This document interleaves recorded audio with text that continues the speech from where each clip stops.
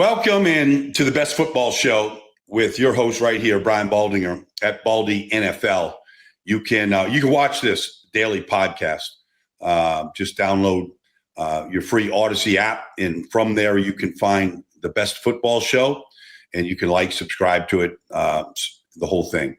We'd appreciate growing this little podcast of mine. It's basically just me musing over the news of the day and talking about things that I see on film and things that I hear. And quite frankly, we've got breaking news. I mean, it just happened yesterday, but it's a big trade between the Pittsburgh Steelers and the Miami Dolphins. For weeks now, Jaylen Ramsey has basically said, I'm not playing for the Dolphins. And the Dolphins were actively been trying to trade him. And they got a deal done, and the trade goes like this. The Pittsburgh Steelers acquire Jaylen Ramsey. They acquire Jonnu Smith in exchange, and there's a pick swap late in the draft next year. And the Miami Dolphins acquire Minkah Fitzpatrick. And there's a lot of irony here.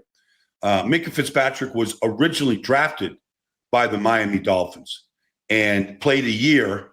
And then I believe it was 2 games into his second year, got traded to the Pittsburgh Steelers. And I remember I was doing the game in San Francisco for national radio, Pittsburgh at San Francisco that year. I was at Levi Stadium, and the very first day that Minkah Fitzpatrick came to Pittsburgh, his very first game, he had 2 takeaways, and he immediately looked like a Steeler. The way that he hit, the way that he played. You think about the great Steeler defensive players, specifically Troy Polamalu. And Minkah Fitzpatrick reminded you of some of the great Steeler defensive players. And he loved it. He loved playing for Mike T. He loved being a Steeler. He was the captain. He'd been to the Pro Bowl 3 times. All these things happened. And he's been a great player. But honestly, he's got 1 takeaway in the last 2 years. And it's one of the reasons why Pittsburgh was willing to ship him out. I mean, he was a face, number 39. He was a face of this Steelers franchise for sure. A face, not the face, but, Cam Hayward, TJ Watt. I mean, some of these guys, you put your name up there, you go out to Latrobe in the summer, your eyes were on Minkah Fitzpatrick. So the Dolphins, who I had said weeks ago, if you recall, but I've also said this in a variety of shows. I said, look, this defense in Miami, it looks like it could be pretty good up front. They're going to get, Jalen back and, Bradley Chubb back, and Chop Robinson looks good. And, they draft, defensive tackle, Kenneth Grant out of Michigan, all these things. Zach Sealer was a Pro Bowl defensive tackle a year ago. You said, okay, the front looks good. The back end looked terrible to me. It looked absolutely terrible. I mean, they lose Javon Holland, and, here's Jaylen Ramsey going. I just thought they needed some help. And so here comes, Minkah Fitzpatrick to try to give them some stability in the back end of this defense. I still think it's going to be a weak secondary for the Dolphins unless the front is really, really good, unless Jalen Phillips is back to form and Bradley Chubb. And they just give great heat on the quarterback where the ball's got to come out fast. But Pittsburgh, let's face it, their best safety last year was Deshaun Elliott. And the irony is that Deshaun Elliott and Jaylen Ramsey were teammates in 2023.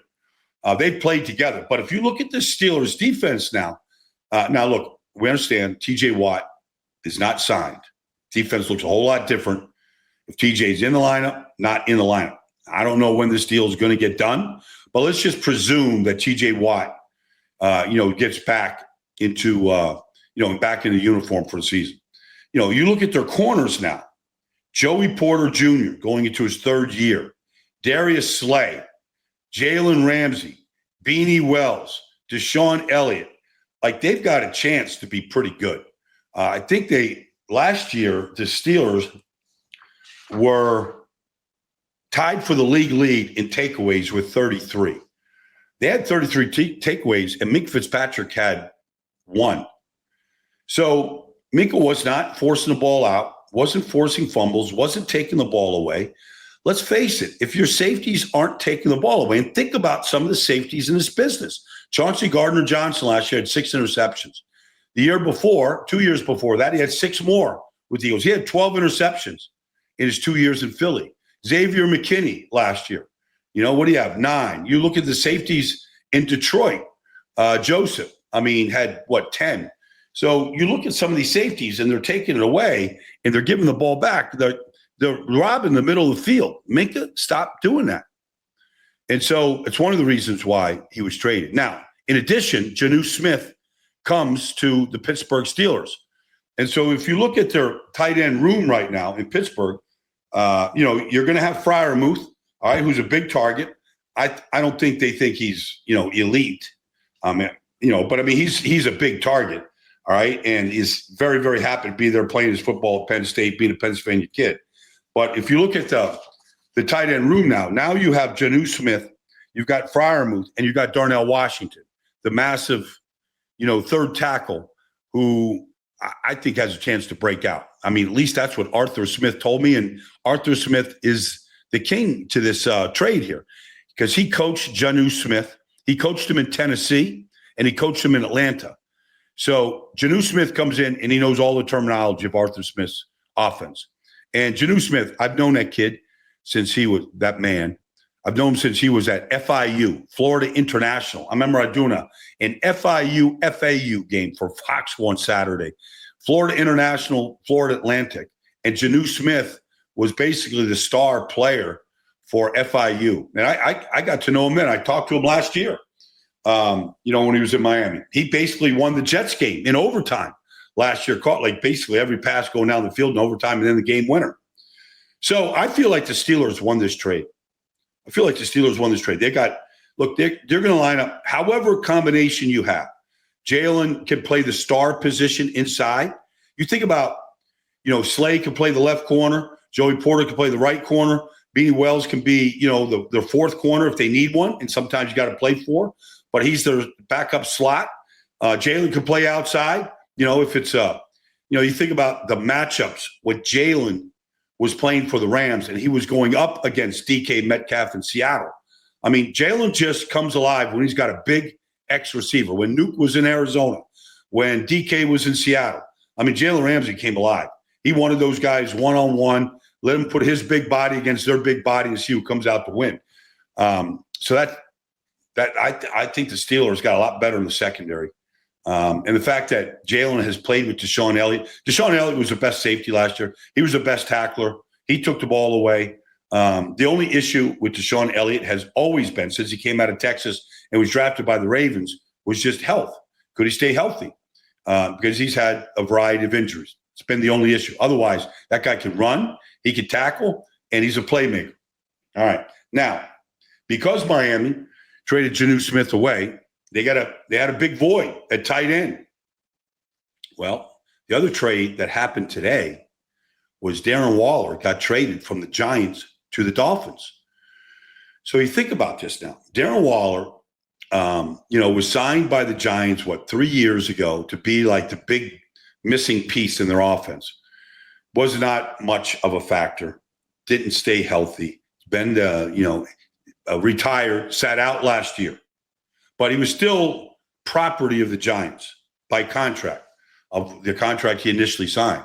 So I think it was a 6th or 7th round pick that the Dolphins got for Darren Waller. So maybe he, found the love of football again. He said he didn't have it when he was in New York. And rather than, like a lot of guys, okay, I don't love the game anymore, retire. Well, sometimes you realize how much you miss the game when you don't have the game. So maybe Darren Waller refound his love. But I'll say this. The Miami Dolphins have been looking for a third receiver for a long time. They've got obviously Tyreek. They've got Jalen Waddle. And to be honest with you, Darren Waller has always been a big slot receiver. That's his position. So he can really run. Anybody that's ever watched him live, been around him, watched practice, he is big and he is smooth and he's fast. And, he had 2 great years with the Raiders. He was drafted by the Ravens and things didn't, he had some issues off the field, got himself cleaned up, found a new life with the Raiders, had some monster years there. So he's got that on his resume. I think he's still fairly young. Maybe he's really hungry after sitting out last year and realizing that making music or doing whatever he was doing, maybe it was just missing football was the biggest part. All right. Real quick, I've got this Sack Summit hat and T-shirt on. I just got back from Sack Summit in Las Vegas, where we had 40 or 50 of the best pass rushers or young, just a variety of pass rushers in the league all meet and convene for Von Miller's 9th pass rushing Sack Summit. So I've been a part of it the last 2 years, and it just continues to grow. The sponsors, the players, the legends we had, guys like Justin Houston come back, Robert Mathis come back, Chris Long come back, Sean Merriman coming back to help coach guys like Jaylen Walker, the rookie drafted out of Georgia, drafted by the Falcons, was there. And when you watch Jaylen Walker work, you're like, good Lord, he looks like a good prospect. But it was really cool. I learned a lot. I do the video for it. So I break down what I did this year was I broke down 8 pass rush moves and then showed guys whether it's speed to power, whether it's cross chop, long arm, rip club. I mean, I broke down spin. I broke down the top pass rush moves, and then I put like 6 or 8 different guys doing those moves, and then we watched them. And so we had some really cool things. Like, for example, Justin Houston in 2014 had 22 sacks with the Chiefs. And there he is sitting with George Karlaftis with the Chiefs, who had 10 sacks last year. And those two guys are talking about the lineage of great pass rushers in the Chiefs organization, going back to Buck Buchanan and Bill Moss and Boogie Bell and, Jared Allen and Tamba Ali and Justin Houston and now Chris Jones and, obviously Derek Thomas. And so it's not lost on these guys that they understand the great history of pass rushers in Kansas City. You look at, I walked out of the hotel, the Resorts Hotel, on the morning of the first day, and I'm walking with Von Miller and Nolan Smith Jr. of the Eagles. And Von Miller is looking at Nolan Smith going like, he looks like my clone. He's about the same size, except he's a lot faster, Baldy.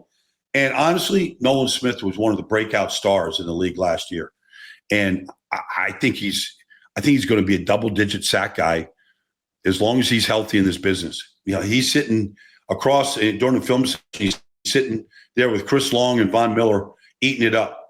And so we got a lot of young guys in there that are really, studying, learning. The other cool thing was a guy like Milton Williams from the Eagles gets a second contract with the Patriots, and he's there talking to Keon White going into his 3rd year with the Patriots, talking about what damage they're going to do in New England. But the big thing is 2 things. One, when Von started this, he really was under attack for giving away trade secrets, talking about things that he does that helps him, sharing his knowledge. And it wasn't well received. In some places, fans, coaches, it still isn't.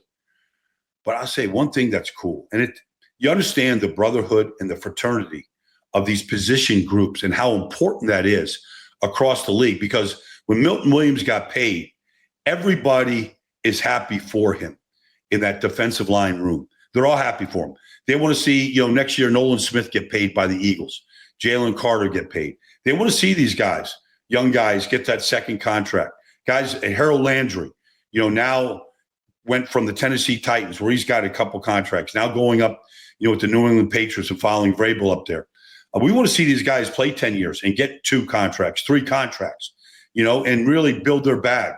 But in order to do that, they got to build their play bag. They got to build their arsenal. And so we studied a lot of, I went back and showed O.C. Umanara doing the cross chop, Aaron Donald doing the cross chop. We studied some great players in this business in order to get there. All right, to wrap things up today, we started breaking down division by division. We started in the NFC East, and then we went team by team in the NFC East. And today we get to the Dallas Cowboys, who had a disappointing 7-10 season last year. It seemed like everybody got hurt. Dak got hurt, in that during the season. DeMarvion Overshown got hurt. Micah Parsons got hurt. But this is the Cowboys team that went 7-10 and fired the coach, like Mike McCarthy. And you think about the Cowboys, They had just gone 12. They had just won 12 games 3 years in a row, more than any other team in the NFL over a 3-year period of time. And during that time, under Dan Quinn, they led the league in takeaways, and that dropped off last year. I think they had 22 last year, but they were 7-10. The injuries caught up to them. Now, you got a new coach in Brian Schottenheimer, a new way of doing things. So how quickly can they adapt? And how quickly can they, add George Pickens into the lineup? Obviously that was the big offseason trade. And I think it's a good trade. If George, is mature, wants to be there, works. But I think, he's a true X receiver, and they've lacked that since CeeDee Lamb really came to the team. They've lacked that big X receiver. And so he has that ability to win on the outside. CeeDee's their move guy. Jalen Tolbert, they got other guys. Jonathan Mingo, we'll see. They traded for him last year. I haven't seen him do much. But the big part of the draft was drafting Tyler Booker and building this offensive line, building it up strong. They had drafted Cooper Beebe the year before, along with Tyler Guyton. Guyton's got to make a jump this year to go with Tyler Smith. They drafted Jaden Blue because I think they've got a hole at running back. And, maybe Javonte Williams bounces back. He's had 2 very average to subpar years in Denver after the knee injury. Miles Sanders looks like, he has not been a big factor in Carolina. Maybe those guys bounce back. Defensively, they added, we'll see when DeMarvion comes back because he's an elite player with great speed. Micah is out there. I don't know what his status is. I mean, honestly, he wants a contract. Is he a holdout? I don't know. We don't know. Will he be happy? We'll see. Well, all these things are, to play. They picked up, we'll see how the defense comes together. They don't look like anything above the third best team in the division right now. Maybe Brian Schottenheimer's leadership they needed, a younger voice, a guy that has coached a lot of offense in this league, been the offense coordinator in a lot of different spots. The Jets, Seattle, he's bounced around this league, Jacksonville. He's been the play caller in a lot of spots. Can this offense bounce back? And then defensively, can they shut people down and keep the score down? So they're challenged right now. I'm sure Jerry Jones, winning 12 games for 3 years in a row, they didn't advance past the first round in any of those years. We now know that the last time they've been in an NFC championship game is 1995. I mean, it's been 30 years since they've been in a championship game. So if they get there this year, it'd be a monster season. I don't see it. I think they're better than 7-10, but I think Washington, especially with the play of Jaden Daniels, the Eagles obviously have gotten better. I've just been informed yesterday that week 1, I am actually doubling up and I'm doing the opening game of the season, Dallas at Philadelphia on Thursday night. I believe that's September 4th or 5th. And then I'm doing a doubleheader that weekend. I'm heading down to Washington and doing the Giants in Washington. I'll do the NFC East week 1. But, I mean, that is an unbelievable opening for the Cowboys to go into Philly on the opening game of the season on Thursday night and taking on the world champions. Because while it is never just a one-game season and, things can happen week 1, you can bounce back. It will be a litmus test for where the Cowboys are going into Lincoln Financial Field that Thursday night. And, look, if they're competitive and game goes into the fourth quarter, great. But if it isn't, there's going to be a lot of noise in Dallas that night about the hiring of Brian Schottenheimer. I mean, it literally could be under a hot seat if they don't play well and they get blown out in that first game, that this team, isn't built properly, isn't built to compete. And quite honestly, they've got some playmakers now. Obviously, CD is a great player. George Pickens is a guy they have not had. So maybe the passing game will be better. If the offensive line is good up front and you give Dak time, he's obviously shown to be a great player at times. He's got to stay healthy. But, boy, that opening game of the season is going to say an awful lot about the direction of this Cowboys team under the new guidance of Brian Schottenheimer. And this has been the Best Football Show. I've been your host, Brian Baldinger. I'll be back here soon talking about breaking news like we've had today. We'll see what happens. Still a lot of guys out there unsigned. Not a bad time to get signed. It's kind of quiet right now, but that quiet can be disrupted pretty quickly with any kind of movement that gets made. We'll be back here soon. Look forward to talking to you. I'm Brian Baldinger for the Best Football Show.